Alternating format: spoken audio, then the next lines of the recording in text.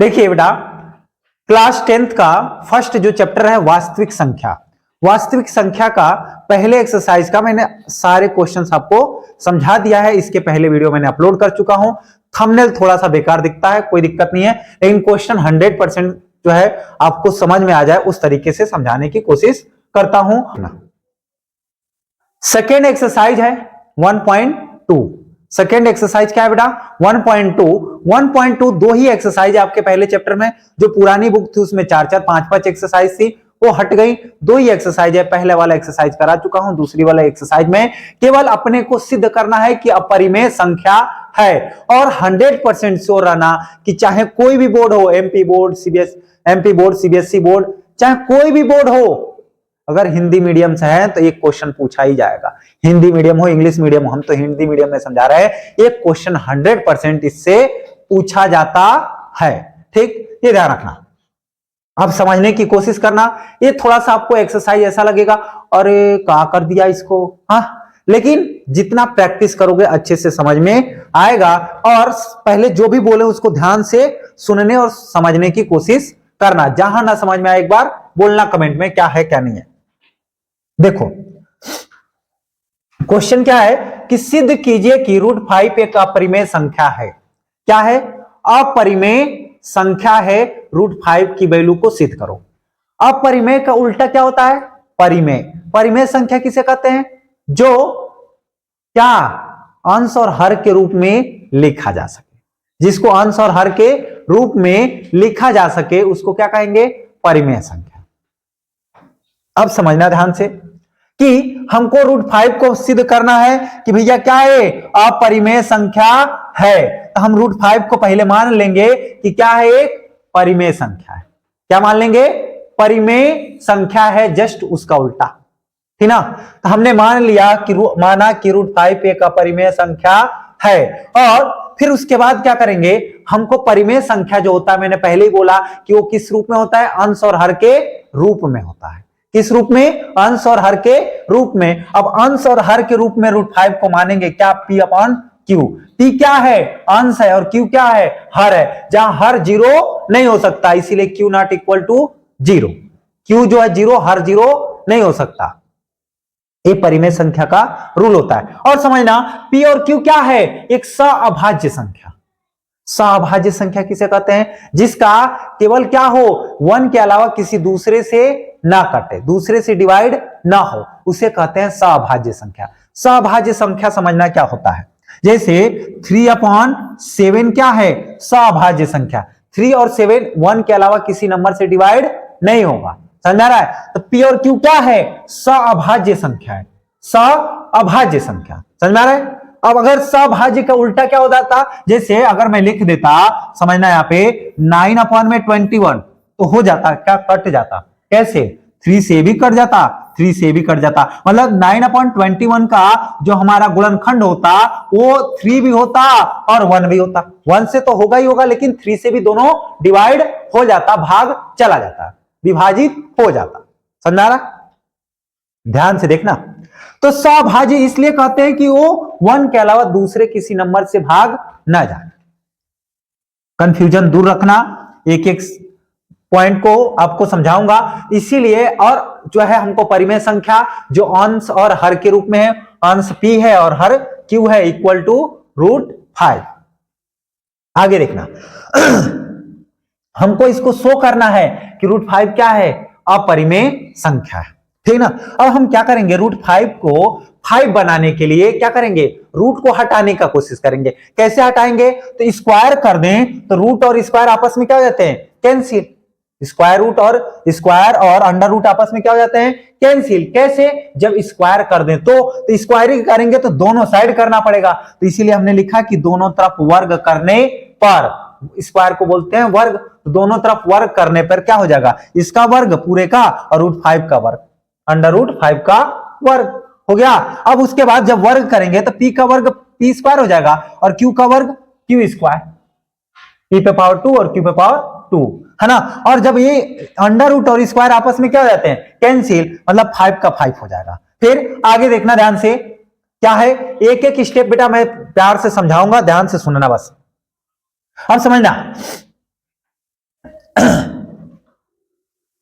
अब एक Q square जो था ना, यहां भाग में था, डिवाइड में था, उधर जाके क्या हो जाएगा, गुणे में हो जाएगा। क्या हो जाएगा, गुणे में। तो क्यू स्क्वायर 5 के साथ गुणा हो जाएगा, तो 5 क्यू स्क्वायर, पी स्क्वायर बराबर 5 क्यू स्क्वायर। अब समझना, तो हमको 5 को अब क्यू स्क्वायर के साथ था और क्यू स्क्वायर की वैल्यू लानी थी। किसकी वैल्यू लानी थी, क्यू स्क्वायर की। तो पी को फिर से, सॉरी 5 को फिर से हमने इधर भेज दिया। 5 को जब इधर भेजेंगे तो इधर गुणे में था, तो इधर आके भागे में हो जाएगा और पी स्क्वायर अपॉन में 5 हो जाएगा। मैं चाहता तो यहीं से डायरेक्ट लिख देता, डायरेक्ट यहीं से 5 को इधर कर देता, क्यू स्क्वायर को इधर कर देता, लेकिन आपको समझ में आए इसीलिए बीच में मैंने एक स्टेप बढ़ाया। समझ रहा है कि कैसे हो जा रहा है भाई। इसके बाद ये स्टेप लिख देता, कहते तुम कैसे हुआ, तो समझना, हमने क्यू स्क्वायर को उधर भेजा, तो इधर डिवाइड में था, उधर जाके मल्टीप्लाई में हो जाएगा। फिर इधर ये मल्टीप्लाई में था, इधर भेजेंगे तो 5 जो है डिवाइड में हो जाएगा और 5 इधर आएगा, तो पी स्क्वायर अपॉन में 5। और क्यों लिखा ये समझना, क्यों लिखा, क्योंकि अब इससे हमको यह समझ में आता है और इसको इक्वेशन 1 मान लेंगे। क्या मान लेंगे, समीकरण 1। क्यों लिखा ये देखो, पी स्क्वायर अपॉन में 5 है, मतलब पी स्क्वायर जो है वो 5 से क्या है, डिविजिबल है, भाग चला जाएगा, विभाजित हो जाएगा। समझ रहा है, पी स्क्वायर जो भी है वो क्या है, 5 से भी भाग चला जाएगा, ऐसा ये समीकरण 1 कह रहा है। समझ रहा है, तो उसी को मैंने लिखा कि अगर पी स्क्वायर 5 से विभाज्य है, क्या है, भाग चला जा रहा है, विभाज्य है, तो पी की वैल्यू जो भी होगी वो भी क्या हो जाएगी, 5 से विभाज्य होगा। ठीक, पी स्क्वायर मतलब 5 का जो स्क्वायर होगा, ठीक, 5 का स्क्वायर क्या होता है 25, और 25 5 से अगर विभाज्य है, 25 को 5 से विभाजित करेंगे कितना आएगा 5, तो हमारा समझना पी भी कितना होगा 5 ही होगा, तो 5 भी तो 5 से विभाज्य होगा, 5 भी तो 5 से कट जाता है। तो यहां पे अगर समझना कि पी स्क्वायर 5 से विभाजित है, तो पी भी क्या होगा 5 से विभाजित होगा, विभाज्य होगा, उसी को हमने यहां पे लिख दिया। देखो पी स्क्वायर 5 से विभाज्य है, तो पी भी एक संख्या, पी भी संख्या क्या होगी 5 से विभाज्य होगी, ठीक ना, होगा। आगे समझना, हम ऐसा क्यों विभाज्य और ये सारी चीजें लिख रहे हैं, ये ध्यान से देख के चल रहा बेटा, ठीक, ध्यान से देखते हुए चलना। ठीक, अब क्या है कि फिर से हम एक नंबर मान लेंगे, जो पी अगर 5 से विभाज्य था, पी जो था वो का 5 से विभाज्य था, तो समझना यहां पे अगर P 5 से विभाज्य था, तो P में किसी भी, P जो है अगर 5 से विभाज्य, तो 5 में किसी भी नंबर से अगर गुणा कर दे, क्या करें समझना, P अगर P हमारा 5 से, यहां पे देखना, P हमारा 5 से विभाज्य था, तो अगर हम 5 में किसी भी नंबर से गुणा कर दे, चाहे 1 से, चाहे 2 से, चाहे 3 से, तो जो भी आएगा वो किससे विभाज्य होगा, 5 से तो विभाज्य होगा ही ना।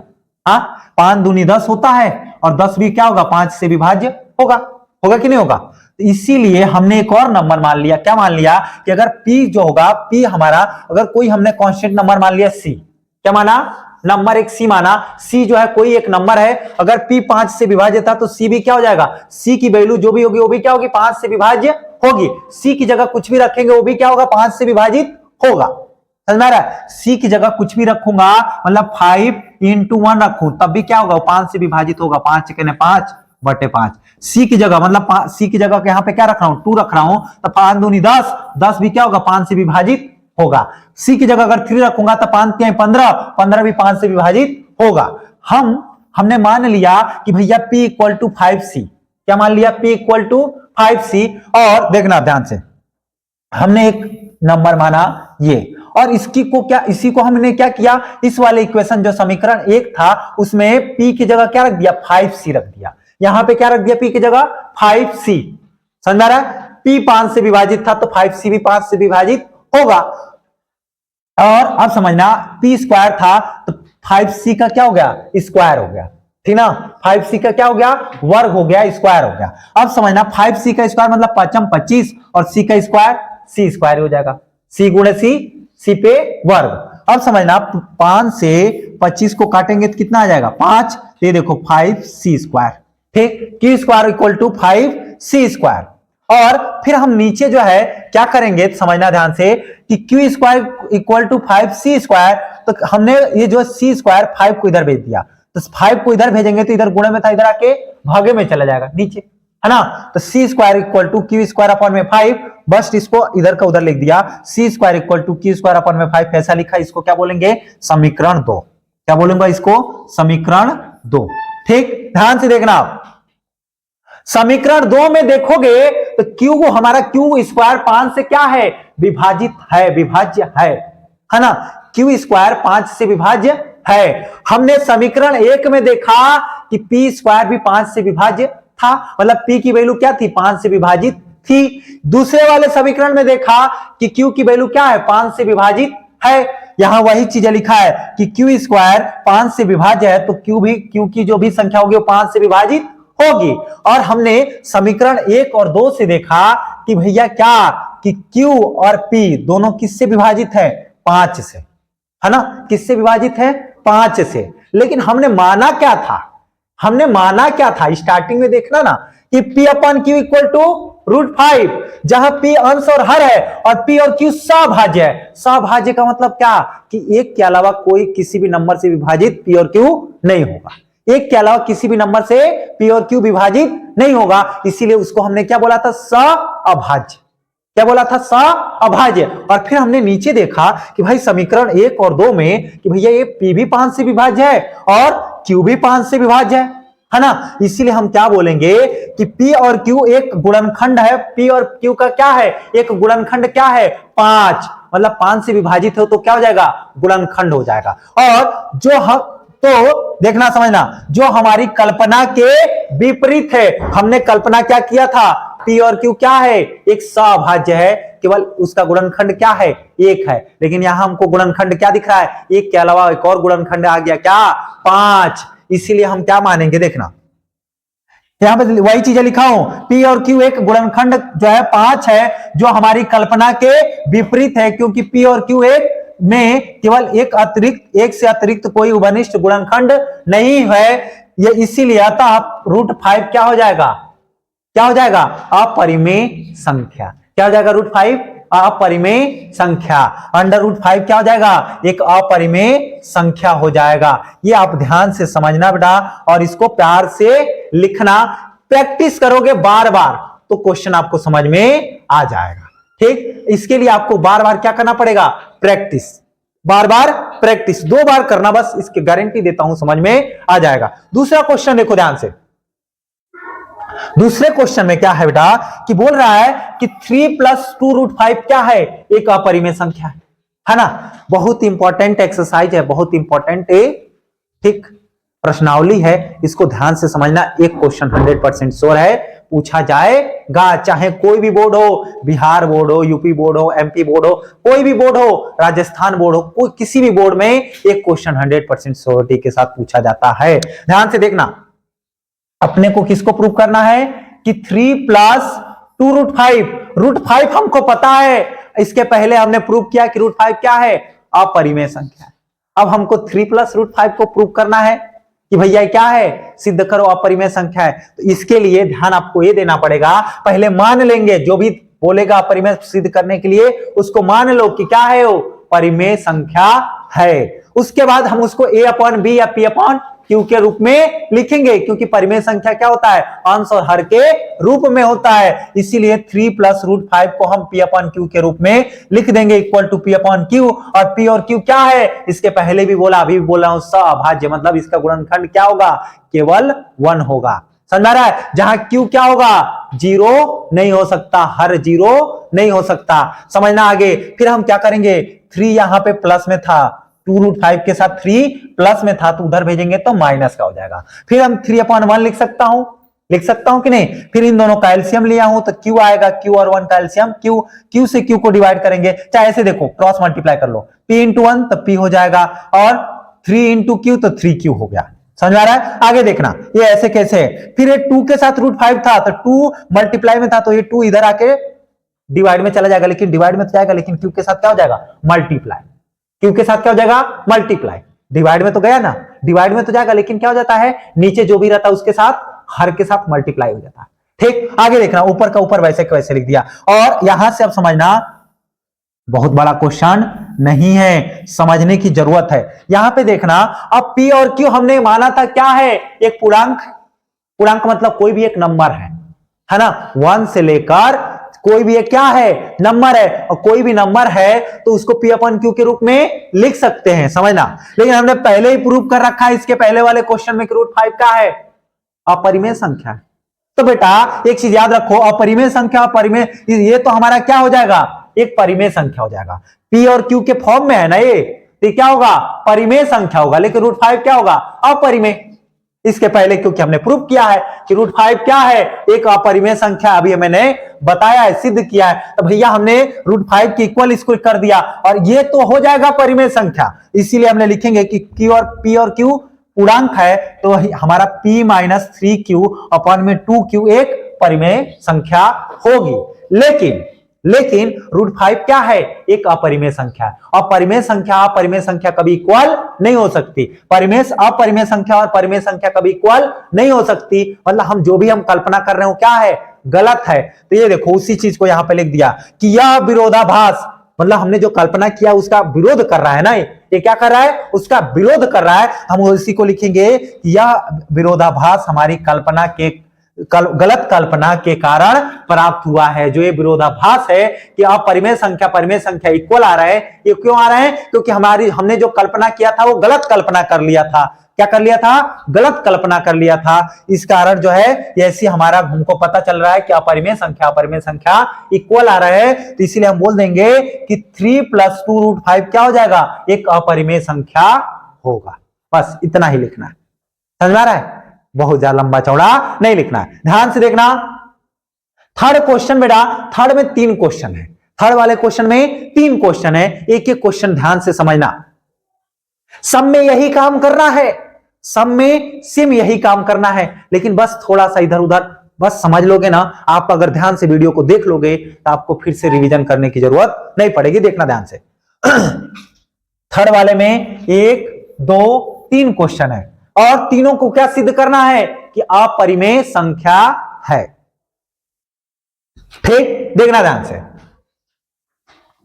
पहला है 1/√2। अभी तक हमने क्या सिद्ध किया, किसको सिद्ध किया, √5 को। किसको सिद्ध किया, √5 को। और √5 बस रूट में ही था और हमने तर्सीस को हमने बहुत लंबा चौड़ा लिखा क्योंकि हमको पहली बार सिद्ध करना था। हमने पूरा आपको दिखाया। फिर दूसरे वाले क्वेश्चन में सिद्ध किया कि 3+ मतलब एक होल नंबर के साथ और हमारा √5 के साथ भी एक नंबर था होल नंबर, है ना, इसको भी हमने सिद्ध किया। लेकिन अब तीसरा जो क्वेश्चन है वो क्या है, अपॉन में अंश और हर के रूप में, और इसको सिद्ध करना है क्या है, अपरिमेय संख्या है। तो ध्यान से देखना, इसमें 3 क्वेश्चन है, तीनों को एक एक करके समझाऊंगा। क्या है, जो भी बोलेगा उसको हम पहले क्या मान लेंगे, परिमेय संख्या। क्या मान लेंगे, पहला स्टेप यही होगा कि माना 1/√, एक परिमेय संख्या है, मान लिया। उसके बाद परिमेय संख्या क्या होता है, अंश और हर के रूप में। इसीलिए हम 1/√2 को a/b के, इसी अभी तक हमने p और q माना था, p/q लिख रहा था। तो कहोगे कि सर आप बार बार p q लिख रहे हो, हम a b लिख दे तो लिख दो। क्या लिख दोगे, a/1/√2 = a/b। और a और b क्या है, सभाज्य संख्या। और a और b क्या है, एक पूर्णांक संख्या। असभाज्य इसलिए बोल रहा हूं कि इसका जो गुणनखंड होगा केवल क्या होगा, 1। गुणनखंड क्या होगा, 1 के अलावा किसी नंबर से विभाजित नहीं होगा, ये ध्यान रखना। और समझना, पूर्णांक क्यों बोल रहा हूं, क्योंकि बेटा यहां इसके जगह पे, ए और बी की जगह पे कोई ना कोई एक 1 से लेकर इनफाइनाइट तक कोई ना कोई नंबर होगा, इसीलिए इसको क्या बोलते हैं, पूर्णांक। ठीक ना, समझ आ रहा है। तो पूर्णांक नहीं लिख रहा हूं, लेकिन क्या लिख रहा हूं, सभाज्य, मतलब एक के अलावा किसी नंबर से विभाजित नहीं होगा। और हमारा जो भी हमारा परिमेय संख्या होता है उसमें हर 0 नहीं होता, इसीलिए b ≠ 0।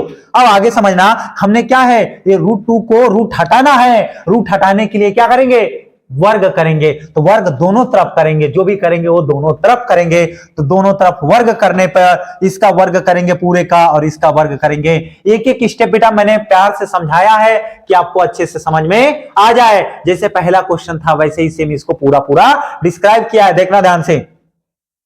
वर्ग करेंगे तो 1 का स्क्वायर, तो 1 का वर्ग तो 1 होता है। √2 और √2 का जब वर्ग करेंगे तो रूट और अंडर रूट और स्क्वायर, उसका वर्ग जो है आपस में क्या हो जाते हैं, कैंसिल। 2 का 2 हो जाएगा। a का स्क्वायर a, b का स्क्वायर b स्क्वायर हो जाएगा। a का स्क्वायर a स्क्वायर, b का स्क्वायर b स्क्वायर। अब समझना, ये b स्क्वायर को इधर भेजूंगा, 2 को इधर भेजूंगा तो b स्क्वायर = 2a स्क्वायर। ये 2 इधर गया तो इसके साथ मल्टीप्लाई में, ये b इधर गया 1 के साथ मल्टीप्लाई में, है ना। तो 1 इंटू बी स्क्वायर, 2 इंटू ए स्क्वायर, 2a स्क्वायर। अब समझना, फिर से हम चाहते तो इसके बाद ये डायरेक्ट स्टेप लिख सकता था, इस स्टेप के बाद डायरेक्ट ये स्टेप लिख सकता था, लेकिन नहीं लिखा क्योंकि आप उलझे ना। समझना, हमको तो ए स्क्वायर की वैल्यू निकालनी थी, हम डायरेक्ट इसको बी स्क्वायर को उधर भेज देता, बी स्क्वायर अपॉन में 2 हो जाता, है ना। वही काम किया, देखो बी स्क्वायर को उधर, बी स्क्वायर अपॉन में 2, क्योंकि ए स्क्वायर की वैल्यू निकालनी थी, तो इस 2 को यहाँ पे क्या है मल्टीप्लाई में, गुणन में, तो इधर भेजेंगे तो भाग में चला जाएगा, अपॉन में 2 हो जाएगा, ठीक। और A square equal to B square upon में 2, मतलब बी की वैल्यू, बी स्क्वायर की जो भी वैल्यू होगी वो किससे विभाजित होगी, 2 से, है ना। अगर बट्टे में 2 आ रहा है मतलब क्या, बी स्क्वायर की जो भी वैल्यू होगी वो क्या होगी, 2 से विभाजित हो जाएगी, समझना। तो यहां पे लिख रहा हूं कि बी जो है, समझना, 2 से बी स्क्वायर को विभाजित करता है, 2 जो है वो क्या करता है, बी स्क्वायर को विभाजित करता है, इसीलिए 2 बी को भी विभाजित करेगा। जैसे पहले वाले क्वेश्चन में हमने लिखा था कि पी स्क्वायर को, क्यू स्क्वायर को 5 विभाजित करता है, तो क्यू को भी 5 विभाजित करेगा। वैसे सेम यहां पे भी लिख रहे हैं और कुछ नहीं कर रहे हैं, जैसे हमने पहला क्वेश्चन किया था √5 वाला, वैसे सेम ये भी कर रहे हैं, एक दूसरे से सारे के सारे इसके स्टेप मैच करते हैं, ठीक। ध्यान से देखना।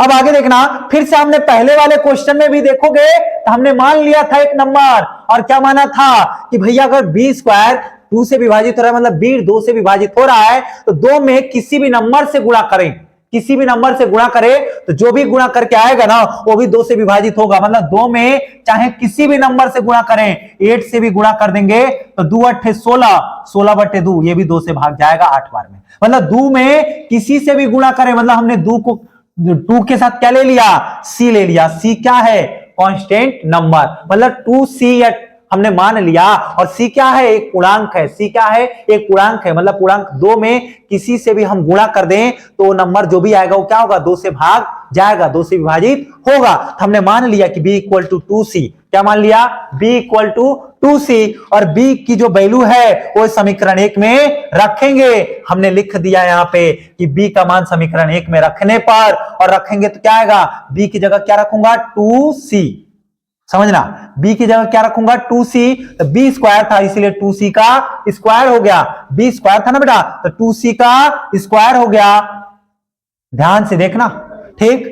और यहां पे तो 2c का स्क्वायर करेंगे तो 2 का स्क्वायर 4 और c का स्क्वायर c स्क्वायर, नीचे 2 है तो 2 से 4 को डिवाइड कर दूंगा, कितना आएगा, 2 1 जा 2 और 2 2 जा 4, 2c स्क्वायर, है ना। देखो इधर, मतलब a square equal to 2c square, हमने ऐसा क्यों किया, ठीक। अब a square equal to 2c square, तो 2 को इधर भेजूंगा तो c square equal to a square upon में 2, a स्क्वायर अपॉन में 2, और मतलब हमको क्या, हमने इसके पहले वाले में b स्क्वायर अपॉन में 2 था, मतलब हमने कहा कि b स्क्वायर की वैल्यू 2 से विभाजित होगी, मतलब b भी 2 से विभाजित होगा। ऐसे ही यहां पे देखोगे तो a स्क्वायर की जो भी वैल्यू होगी वो क्या होगी, 2 से विभाजित होगी, इसीलिए a की वैल्यू भी क्या होगा, a का मान भी 2 से विभाजित होगा, a भी 2 से विभाजित होगा। उसी को यहां पे लिख दिया, क्या लिख दिया बेटा, यहां देख लो, उसी को यहां पे मैंने लिख दिया कि 2 से a स्क्वायर विभाजित करता है, इसलिए 2 से a भी विभाजित होगा। फिर आगे हमने ये लिखा कि एक चीजें देखो ना कि यहां b भी किससे विभाजित हो रहा था, 2 से, a भी किससे विभाजित हो रहा है, 2 से, और a और b दोनों किससे विभाजित हो रहे हैं, 2 से। और हमने क्या माना था, हमने माना था भैया, क्या माना था पहले कि a और b क्या है, सभाज्य संख्या है। सभाज्य संख्या मतलब क्या, कि a और b 1 के अलावा किसी से भाग नहीं जाएगा। और अभी हमने प्रूव कर दिया कि a जो है, a भी 2 से विभाजित हो रहा है और b भी 2 से विभाजित हो रहा है, इसीलिए हम क्या बोल देंगे कि ये क्या हो जाएगा हमारा, यहाँ पे हमने जो माना था, जो हमने क्या किया था, जो हमने माना था वो क्या है, गलत है। तो हम समीकरण 1 और 2 से यह पता चलता है कि 2 से a और b को विभाजित करता है, 2 जो है वो क्या करता है, a और b को विभाजित करता है। समीकरण 1 और 2 से हमको पता चलता है, इसीलिए हम बोलेंगे कि यह विरोधाभास हमारी गलत कल्पना के कारण प्राप्त हुआ। क्या हुआ, गलत कल्पना, हमने गलत कल्पना किया था कि a और b किससे, 1 के अलावा किसी नंबर से विभाजित नहीं होगा। इसीलिए हम क्या लिखेंगे कि 1/√2 क्या है, अपरिमेय संख्या। क्या है 1/√2 क्या है, एक अपरिमेय संख्या है। समझ में आ रहा है, ये क्वेश्चन था पहला। दूसरा देखना, थर्ड का दूसरा क्वेश्चन क्या है कि 7√5, ये बहुत इजी है। 7√5, जहां √5 आएगा वो इजी इसलिए हो जा रहा है ना कि √5 को हमने पहले क्या सिद्ध किया है कि ये √5 क्या है, अपरिमेय संख्या है। √5 क्या है, अपरिमेय संख्या है, इसीलिए इसमें ज्यादा स्टेप हम करूंगा नहीं। कैसे, देखो ध्यान से, मानूंगा पहले, हमको जिसको सिद्ध करना है उसको परिमेय संख्या मान लेंगे कि 7√5 क्या है, परिमेय संख्या है। फिर हम क्या, परिमेय संख्या a और b के a/b के रूप में होता है, अंश और हर के रूप में होता है, इसलिए 7√5 = a/b, और a और b क्या है, सभाज्य संख्या है, जहां b ≠ = 0, हर 0 नहीं होता है। बार बार जो लिखा हूं उसको बोल रहा हूं, ये ध्यान देना। कहोगे कि सर कहां से आया, तो इसीलिए मैं पहले ही बोल दे रहा हूं। अब यहां से देखना, 7 इसके साथ क्या था, मल्टीप्लाई में, उधर जाके डिवाइड में, डिवाइड में तो जाएगा लेकिन पहले से b था तो b के साथ क्या हो जाएगा, मल्टीप्लाई। यहां पे देखो, है ना, तो क्या हो जाएगा, √5 = a/7b, और a और b क्या है, पूर्णांक है। पूर्णांक है मतलब हमारा a/7b की जो भी वैल्यू होगी वो क्या होगी, एक परिमेय संख्या होगी। क्या होगी, एक परिमेय संख्या होगी। लेकिन √5 क्या है, एक अपरिमेय संख्या है, हमने पहले ही सिद्ध कर रखा है। तो अपरिमेय संख्या और परिमेय संख्या कभी इक्वल नहीं हो सकते, कभी बराबर नहीं हो सकते। इसीलिए देखो, a और b एक पूर्णांक है तो a/7b एक परिमेय संख्या होगी, और √5 क्या है, एक अपरिमेय संख्या है। इसीलिए हमको यह पता चलता है, या विरोधाभास होता है कि हमने जो कल्पना किया था वो गलत कल्पना किया था। क्या किया था, गलत कल्पना किया था, इसीलिए अपरिमेय संख्या और परिमेय संख्या इक्वल आ रहे हैं, ठीक ना। इसीलिए हम बोल देंगे कि 7√5 जो है वो क्या है, अपरिमेय संख्या, परिमेय संख्या नहीं है। हमने गलत कल्पना कर दिया था कि भैया ये परिमेय संख्या है। समझ में आ रहा है। नेक्स्ट क्वेश्चन ध्यान से देखना बेटा, लास्ट क्वेश्चन है, इसमें भी ज्यादा स्टेप नहीं करेंगे। इसके पहले हमने √2 को प्रूव किया है कि भैया क्या, यह एक अपरिमेय संख्या है। √2 को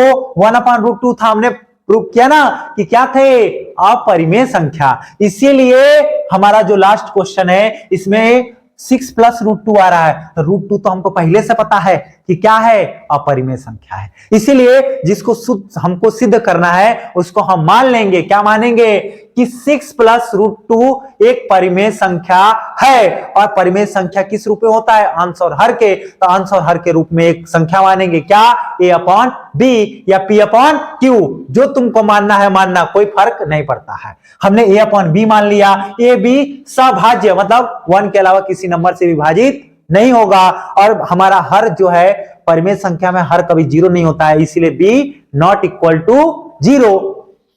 समझना। अब हम 6 यहां प्लस में था, उधर भेज देंगे तो माइनस में हो जाएगा। क्यों भेज रहे हैं, क्योंकि इधर क्या बचे, केवल √2 बचे।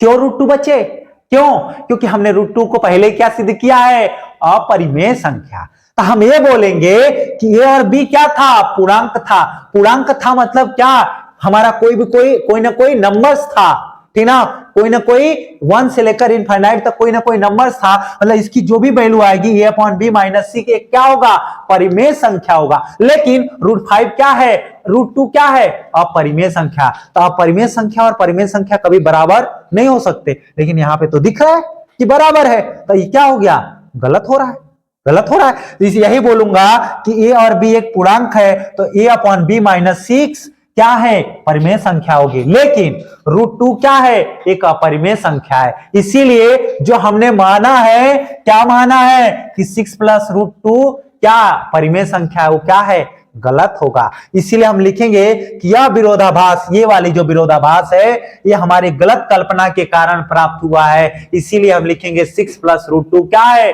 एक अपरिमेय संख्या है।